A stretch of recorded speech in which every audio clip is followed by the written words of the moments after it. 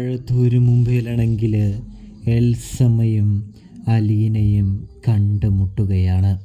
അതായത് പ്രേക്ഷകരെ, നാളെയാണെങ്കിൽ നമ്മുടെ എൽസമ്മ സ്റ്റാലിനെ തേടി വീട്ടിലേക്ക് വരുന്നൊരു കാഴ്ച കാണാനായിട്ട് സാധിക്കും. ഇതേ സമയം നമ്മുടെ അലീനയും എൽസമ്മയും ആദ്യം തന്നെ മുഖാമുഖം കാണാനായിട്ട് സാധിക്കുക. അപ്പോൾ നമ്മൾക്ക് എപ്പിസോഡിലേക്ക് കടക്കാം. നാളത്തെ കഥയിലാണെങ്കിൽ ആൻ്റപ്പൻ്റെ അടുത്താണെങ്കിൽ നമ്മുടെ അലീന പറയുന്നുണ്ട്, പപ്പയെ ചതിക്കുമ്പോൾ എന്ത് സന്തോഷമാണ് ആൻ്റപ്പേട്ട കിട്ടുന്നത്. ആൻ്റപ്പൻ ചേട്ടനെ പപ്പ നല്ല രീതിയിലല്ലേ നോക്കുന്നത്. പപ്പയുടെ വലത് കയ്യാളായിട്ടല്ലേ ആൻ്റപ്പൻ ചേട്ടൻ നിൽക്കുന്നതും. എന്നിട്ട് എൻ്റെ പപ്പയെ ചതിക്കാൻ, എൻ്റെ പപ്പയെ വഞ്ചിക്കുന്നവരുടെ കൂടെ നിൽക്കാൻ എങ്ങനെ സാധിച്ചു എന്ന് ചോദിക്കുന്നു. എൻ്റെ പൊന്നാൻ്റപ്പൻ ചേട്ടാ, നിങ്ങളെല്ലാവരെയും സമ്മതിക്കണമെന്ന് പറയുന്നു. സ്നേഹം നടിച്ച് പറ്റിക്കാനായിട്ട് നിങ്ങളെപ്പോലെ വേറെ ആരുമില്ല എന്നും അലീന പറഞ്ഞു വയ്ക്കുകയാണ്. ഇതേ സമയമാണെങ്കിൽ കുഞ്ഞ് അത് പിന്നെ എന്ന് പറയുമ്പോൾ, എന്താ ആൻ്റപ്പൻ ചേട്ടാ, നിങ്ങൾ ചെയ്ത തെറ്റ് എന്താണെന്നറിയാമോ എന്ന് ചോദിക്കുന്നു. ഇതറിഞ്ഞാൽ പപ്പ തകർന്നു പോകുമെന്നുള്ള കാര്യം നിങ്ങൾക്കറിയാമോ എന്ന് ചോദിക്കുന്നു. ഇതേ സമയം ആൻ്റപ്പനാണെങ്കിൽ കേണൽ സാബിൻ്റെ അടുത്ത് പറയരുതെന്നും തങ്ങൾക്ക് തെറ്റ് പറ്റിയതാണെന്നും തെറ്റ് ഞങ്ങൾ ഏറ്റുപറയുകയാണെന്നും പറയുന്നത് കാണാൻ സാധിക്കുന്നുണ്ട്. ഇതേ സമയം അലീന പറയാണ്, എൻ്റെ പൗലോസേട്ടാ, ഇതാണോ തെറ്റ്? ഇത് ചെറിയ തെറ്റാണോ എന്ന് ചോദിക്കുന്നത് കാണാൻ കഴിയും. അപ്പോഴേക്കും പൗലോസ് അവിടേക്ക് വരുന്നുണ്ട്.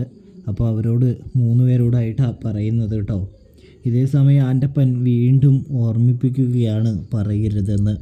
എൻ്റെ ആൻ്റപ്പൻ ചേട്ടാ, ഞാൻ ഇരുന്നാൽ പപ്പ തകർന്നു പോകുമെന്ന് ഞാൻ പറഞ്ഞില്ലേ? ഞാൻ അതുകൊണ്ടാണ് ഈ പ്രാവശ്യത്തേക്ക് എല്ലാം ക്ഷമിക്കുന്നത്.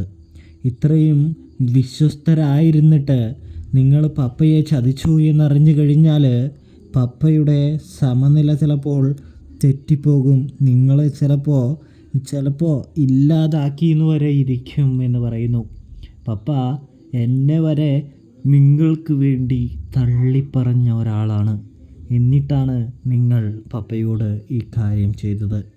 അതിലൂടെ തന്നെ നിങ്ങൾ എത്രമാത്രം സ്നേഹവും വിശ്വാസവുമാണെന്ന് എനിക്ക് മനസ്സിലായതാണ്. പക്ഷേ ഈ കാപട്യം, ഇത് വലിയൊരു കാപട്യം തന്നെയാണ് എന്ന് പറയുന്നത് കാണാൻ സാധിക്കും. എന്തിനു വേണ്ടിയാണ് ഇതെല്ലാം ചെയ്തത്? പണത്തിന് വേണ്ടിയോ? മദ്യത്തിന് വേണ്ടിയോ? മദ്യമൊക്കെ വേണമെങ്കിൽ എന്നോട് പറഞ്ഞാൽ ഞാൻ ആവശ്യത്തിന് വാങ്ങിത്തരാമെന്നും പപ്പയെ ഇനി പറ്റിക്കാൻ ശ്രമിക്കരുതെന്നും അലീന അവസാന താക്കീത് കൊടുക്കുന്നു. കൂടാതെ ഇനി തന്നെ അനുസരിച്ചേ മുന്നോട്ട് പോകാൻ കഴിയുകയുള്ളൂ എന്നും തന്നെ അനുസരിച്ചില്ലെങ്കിൽ താൻ പപ്പയോട് എല്ലാം തുറന്നു പറയുമെന്നും പറയുന്നത് കാണാൻ സാധിക്കുന്നുണ്ട്. ഞങ്ങൾ കുഞ്ഞിനെ അനുസരിച്ചോളാമെന്നും ഇത് ഇനി പറഞ്ഞ് വലിയ പ്രശ്നമാക്കരുതെന്നും പറയുമ്പോൾ, എന്താ പൗലോസേട്ടന് എന്നെ അനുസരിക്കാൻ വല്ല മടികേടുണ്ടോ എന്ന് ചോദിക്കുന്നത് കാണാം. ഇതേ സമയമാണെങ്കിൽ ഇല്ല, ഞാനും അനുസരിക്കാമെന്ന് പറയുന്നു. നിങ്ങളുടെ മുമ്പിൽ വേറെ ഒരു വഴിയില്ല. അനുസരണക്കേട് കാണിച്ച് പുറത്തു പോയി രക്ഷപ്പെടാമെന്ന് നിങ്ങൾ വിചാരിക്കേണ്ട. അങ്ങനെ എന്തെങ്കിലും ചെയ്താൽ നിങ്ങൾക്കെതിരെ മോഷണത്തിന് കേസ് കൊടുക്കുമെന്ന് അലീന ഒരു മുന്നറിയിപ്പ് നൽകുന്നുണ്ട്.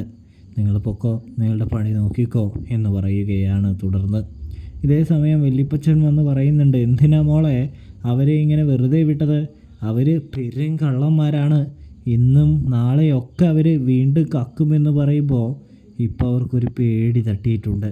അവരെന്തായാലും ഇനിയിപ്പോൾ കക്കുമെന്ന് തോന്നുന്നില്ല എന്ന് പറയുന്നത് കാണാൻ സാധിക്കുന്നുണ്ട്. അതുകൊണ്ട് തന്നെ ഇനി എൻ്റെ കീഴിലായിരിക്കും വല്യപ്പച്ച എല്ലാ കാര്യവും നടക്കാൻ പോകുന്നത്. അല്ല, ഇനി ഇവരെന്തെങ്കിലും തെറ്റിച്ചാൽ എല്ലാം പപ്പയോട് പറയുകയും ചെയ്യാം. പപ്പയെ വിഷമിപ്പിക്കേണ്ട എന്ന് കരുതിയാണ് ഞാനിപ്പോൾ എല്ലാം ഒന്ന് മറച്ചു വെക്കുന്നത്. പപ്പയ്ക്ക് ഇവരെ അത്രയും വിശ്വാസവും സ്നേഹവുമാണ്. അത് താൻ തകർക്കാനായിട്ട് ആഗ്രഹിക്കുന്നില്ല എന്ന് അലീന പറയുമ്പോൾ, മോളെ ഇവരെല്ലാവരും പഠിച്ച കള്ളന്മാരാണ് എന്ന് പറയുമ്പോൾ എനിക്കത് മനസ്സിലായി എന്ന് കരുതി അവർക്കൊരു അവസരം കൊടുക്കുന്നതാണ് ശരി എന്ന് തോന്നുന്നു. അവർ നന്നായാലോ. ആൻ്റപ്പൻ ചേട്ടനൊക്കെ ആണെങ്കിൽ കൂട്ട് നിന്നിട്ടേ ഉള്ളൂ. ആളിതുവരെയും പപ്പയുടെ ഇതിൽ നിന്ന് കൈയിട്ട് വാരിയിട്ടില്ല എന്ന് പറയുമ്പോൾ കൂട്ട് നിൽക്കുന്നതും ഒരു ചതിയല്ലേ എന്ന് ചോദിക്കുന്നു. ഞാൻ ആൻ്റപ്പൻ ചേട്ടൻ്റെ അടുത്ത് പറഞ്ഞിട്ടുണ്ട് വല്യപ്പച്ച. ആൻ്റപ്പൻ ചേട്ടൻ ഇനി നേരായ മാർഗത്തിൽ സഞ്ചരിച്ചോളാമെന്നാണ് പറയുന്നത് എന്ന് പറയുമ്പോൾ, മോളെ അവനൊരു നുണയനാണ് എന്ന് ആര് പറയുന്നു? നമ്മുടെ ഔതക്കുട്ടി പറയുന്നു. അവനെയൊന്നും കാശിന് വിശ്വസിക്കാൻ കൊള്ളില്ല എന്നും അലീനയോട് വല്യപ്പച്ചൻ പറയുന്നത് കാണാൻ സാധിക്കുന്നുണ്ട്. ഇതേ സമയമാണെങ്കിൽ നമ്മുടെ വല്യപ്പച്ചനും അലീനയുടെ വാക്കുകൾ കേൾക്കുകയാണ് എന്ന് കാണാൻ സാധിക്കും. ഇതേ സമയം നമ്മുടെ വല്യപ്പച്ചനും അത് ശരി തന്നെയാണ് എന്ന് തോന്നുന്നു. തുടർന്നാണ് നമ്മുടെ വികാരിയച്ഛൻ ആദ്യം വരുന്നു. വികാരിയച്ഛനുമായിട്ടുള്ള കൂടിക്കാഴ്ചയ്ക്ക് ശേഷം നമ്മുടെ സ്റ്റാലിനാണെങ്കിൽ ആരോട് സംസാരിക്കുന്നു? നമ്മുടെ റീത്തയോടും എൽസമ്മയോടും സംസാരിക്കുന്നു. നാളെയാണ് പ്രേക്ഷകരെ അങ്ങനെ നമ്മുടെ എൽസമ്മയുടെ കടന്നുവരവും അലീനയും എൽസമ്മയും മുഖാമുഖം കൂടിക്കാഴ്ച നടത്തുന്നതും നാളെയാണ് എന്ന് കാണാൻ സാധിക്കുന്നുണ്ട്. അതായത് എൽസമ്മയാണെങ്കിൽ അലീനയെ മുഖാമുഖം കണ്ടതും കടിച്ചു കീറാനായിട്ട് ഒരുങ്ങുകയാണ് എന്ന് കാണാം.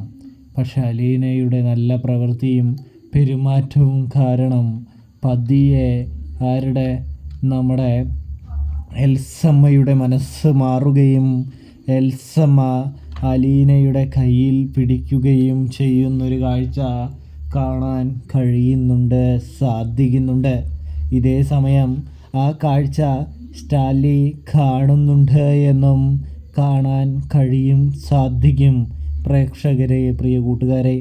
ഇതേ സമയം സ്റ്റാലിൻ്റെ മുൻപിലും എൽസമ്മ ഓരോ ചോദ്യങ്ങൾ ചോദിക്കുമ്പോൾ കൃത്യമായ മറുപടി കൊടുക്കുന്നുണ്ട്. ഞാൻ എൻ്റെ മകളെ ഉപേക്ഷിക്കാൻ തയ്യാറല്ല എന്നും അവളെ ഉപേക്ഷിക്കണമെങ്കിൽ താനിനി ഈ ലോകത്ത് നിന്ന് പോകണമെന്നും സ്റ്റാൻലി പറയുന്നതും കാണാൻ സാധിക്കുന്നുണ്ട്. അപ്പോൾ റിവ്യൂ ഇഷ്ടപ്പെട്ടാൽ ചാനൽ മറക്കാതെ സബ്സ്ക്രൈബ് കൂട്ടുകാർ.